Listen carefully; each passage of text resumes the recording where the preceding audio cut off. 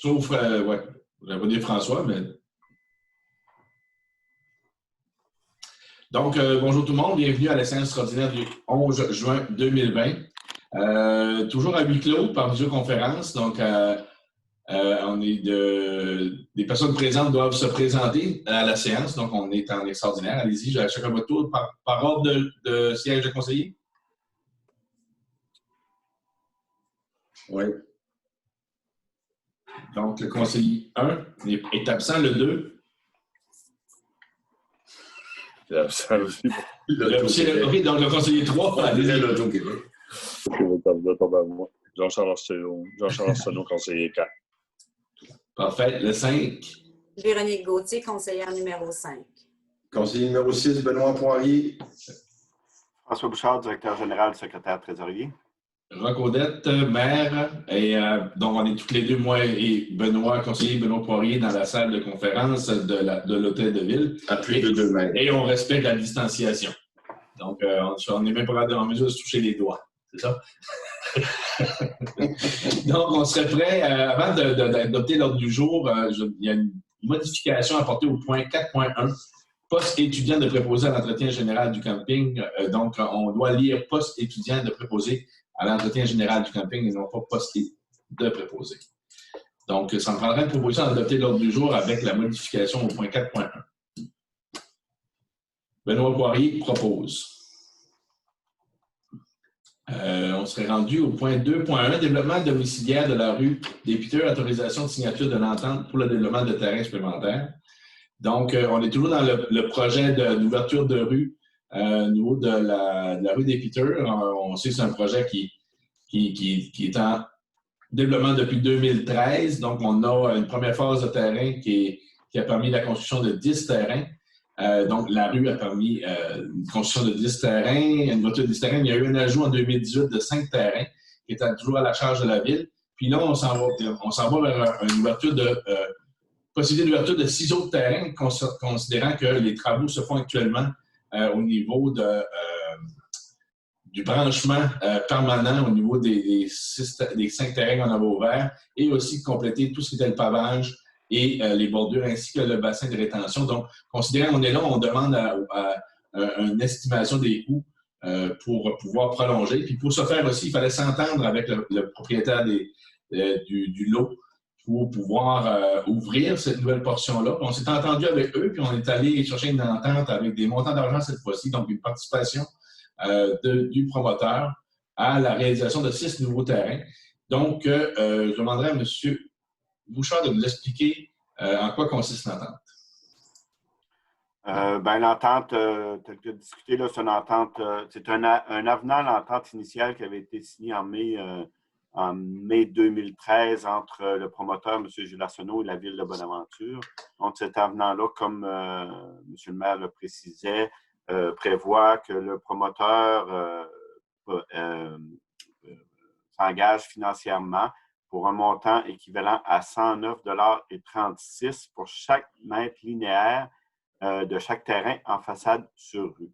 Ce montant-là, les terrains, en fait, ont le lotissement prévu, 22,86 mètres de façade pour chacun des terrains. Donc, dans le cas où il n'y aurait pas une modification du lotissement, ce qui n'est pas prévu, là, ça ferait un montant de 2 500 $ par lot.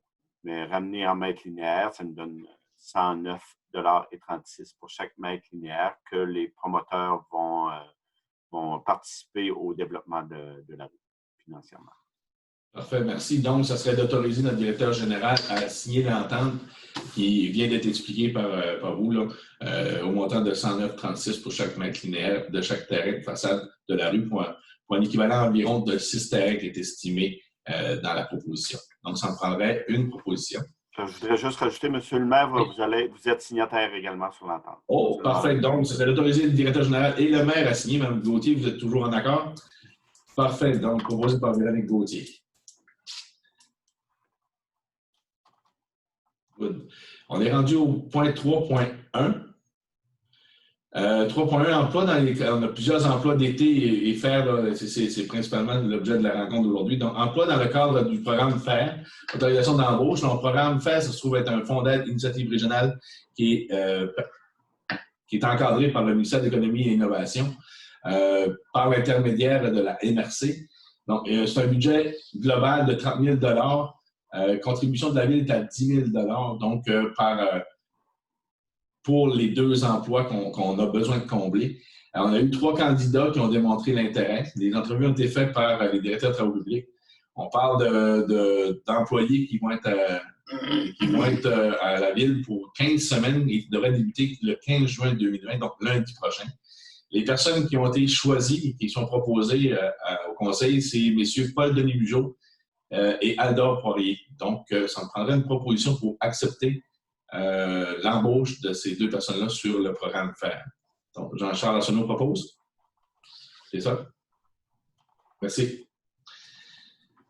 3.2, poste étudiant de préposé à l'entretien, autorisation d'embauche. D'entrée de jeu, je dois informer le Conseil que mon fils fait partie, dont mon fils Philippe Audette fait partie, des candidats retenus par le directeur des travaux publics et qu'en aucun temps, j'ai influencé le choix des candidats. Et je vais demander au greffier, donc François Bouchard, d'expliquer ce qu'il en retient de tout ça. Oui, en fait, le processus standard qui a été appliqué pour les embauches des étudiants et du personnel en général. On a une grille de sélection avec des cotations, des points pour chaque élément qui est évalué lors des entrevues. Donc, le directeur des travaux publics me confirme, je confirme que les gestionnaires n'ont eu aucune discussion, n'ont reçu aucune pression d'aucune sorte du maire ou de quelconque autre personne dans le choix de ces candidats-là. Donc, c'est un processus qui s'est fait de façon tout à fait transparente par le directeur des travaux publics. Parfait, merci. Donc, dans le cadre de l'embauche des emplois étudiants, on a reçu 3 candidats qui ont été rencontrés. 2 d'entre eux ont été retenus. On parle d'emploi qui est d'une durée de 10 semaines, 40 heures semaine, qui débuterait le 15 juin 2020 à un salaire au taux horaire de 13 et 10. Donc, ça serait autorisé l'embauche de Laurier Dallaire et de Philippe Audette aux postes étudiants affectés à titre de préposé à l'entretien. Alors, une proposition. Véronique Gauthier propose. Toujours dans l'embauche des étudiants en loisirs, culture, vie communautaire, au point 4.1, poste étudiant de préposé à l'entretien général et ménager au camping Plage au Bassin, autorisation d'embauche. Donc, toujours dans le cadre de l'activité du camping, on a procédé à l'ouverture le 1er juin, je pense, dernièrement. Donc, on est déjà en processus de faire les horaires pour l'été, pour s'assurer d'un service. À ce moment-là, ça nous prenait les étudiants. Et on a une personne étudiante à embaucher au niveau de l'entretien sur le terrain. C'est d'une durée de 10 semaines, 40 heures semaine, à un taux horaire de 13 et 10. La personne devrait commencer le 12 juin 2020. Il s'agit de Samuel Monin. Et le greffier doit intervenir aussi à ce niveau-là, considérant qu'il y a une situation quasi similaire. Oui, dans le cas présent, M. Monin, l'étudiant qui a été sélectionné, a passé au travers le même processus qu'on vient de décrire, là, de grille d'évaluation. M. Monin a été sélectionné par la directrice des loisirs et son coordonnateur au camping. Ce dernier est le petit-fils d'un conseiller municipal, M. Richard Desbiens. Par contre, M. Desbiens n'est pas présent ce soir, donc il n'y a pas besoin de se retirer de la décision, mais on tenait quand même, par souci de transparence, à le mentionner publiquement ce soir. Parfait. Donc, ça me prendrait une proposition pour embaucher M. Samuel Monin. Donc, Benoît Poirier propose. 4.2, emploi étudiant pour le camp de jour Kioki, autorisation d'embauche. On a 6 moniteurs à embaucher pour soutenir l'équipe qu'on a déterminée, je pense, à la réunion du mois de juin, séance régulière du mois de juin.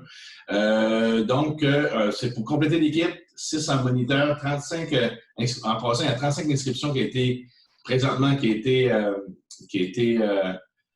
enregistrées au niveau du camp de jour. Donc, ça va bien. Ça représente un peu à l'année dernière, mais ils ont quand même encore une période, encore jusqu'au 22 juin pour s'inscrire. Donc, ils peuvent inscrire les enfants encore jusqu'au 22 juin. Donc, il reste qu'on devrait retrouver à peu près le même nombre qu'on a eu, mais on va s'assurer d'avoir un nombre suffisant, c'est-à-dire ressources pour pouvoir pallier à certains ajouts parce qu'on peut s'attendre à en avoir de plus en cours d'été aussi. Parce qu'on ne connaît pas trop, les gens ne connaissent pas encore trop leur situation au niveau de l'emploi aussi. Donc, ils risquent peut-être d'avoir des besoins. Donc, on veut être sûr de donner un service complet aux citoyens de la communauté de Bonaventure. On a donc dans les 6 moniteurs, on a des moniteurs 40 jours. Il y a Maël Bourdage qui serait embauché pour 8 semaines à 42,5 semaines à 13,10 $. On aurait aussi des moniteurs du camp de jour, toujours Alice Poirier, Samuel Breton et Audrey Dumain à 21,5 heures semaine à 13,10 $. On aurait aussi, là, on a une chance particulière, là, on a 2 moniteurs de présenter pour accompagner des enfants des besoins particuliers. Donc, c'est très important d'offrir ce service-là. Il y a des demandes et des besoins. En Vanessa Poirier et Amy Bourdage, durée de 8 semaines, les 2, 8 semaines à 42,5 heures semaine à 13,10 $. Et ils débuteraient à temps partiel, toute cette équipe-là débuterait à temps partiel le lundi prochain, donc le 15 juin, pour la formation, la préparation, mais à temps plein le 29 juin 2020. Sans parler d'une proposition pour accepter l'embauche des 6 moniteurs qui viennent d'être présentés. Benoît Poirier propose.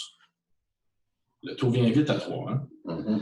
Parfait. Donc, 5.1 demande une demande, c'est-à-dire décision à une demande de dérogation mineure affectant un immeuble situé sur le lot 6 22 300 du cadastre du Québec. Donc, c'est au 220 chemin Tivierge. Il y a eu un avis public de fait le 20 mai 2020. Les citoyens et citoyennes avaient jusqu'au 5 juin 2020 pour poser des questions. Je vais vous permettre tout de suite, M. le greffier, est-ce qu'il y a eu des questions posées? Donc, vous voulez déposer votre rapport? Non, il y a un rapport d'émis conformément aux nouvelles directives là, en lien avec la COVID-19. Donc, aucune question ou commentaire n'a été reçu tant par courriel que par la poste là, durant la période de 15 jours qui était dévolue aux commentaires des gens. Parfait. Il s'agissait d'une construction dans le secteur de Tivierge, construction-neuve. La demande de dérogation mineure elle est faite pour une résidence unifamiliale isolée d'une hauteur de 8,5 mètres, alors que le règlement exige 7,5 mètres. Donc, la CCU a fait une recommandation favorable et la recommandation est d'accepter la demande de dérogation mineure. Ça prendrait une proposition. Benoît Poirier propose. Donc, on serait déjà rendu à période de questions. M. Greffier, est-ce qu'on a eu des questions de la part de nos citoyens et citoyennes concernant la rencontre d'aujourd'hui? Non, à 16 heures, jusqu'à 16 heures aujourd'hui, on n'avait reçu aucune question ou commentaire par rapport à l'ordre du jour qu'on a reçu. Parfait. On demeure toujours disponible à répondre à toutes questions de nos citoyens suite à la réunion de ce soir qui va être diffusée dès demain sur notre plateforme web. Donc, ça me prendrait une proposition pour lever la séance extraordinaire du 11 juin 2020. Jean-Charles Arsenault propose. Donc, merci beaucoup tout le monde.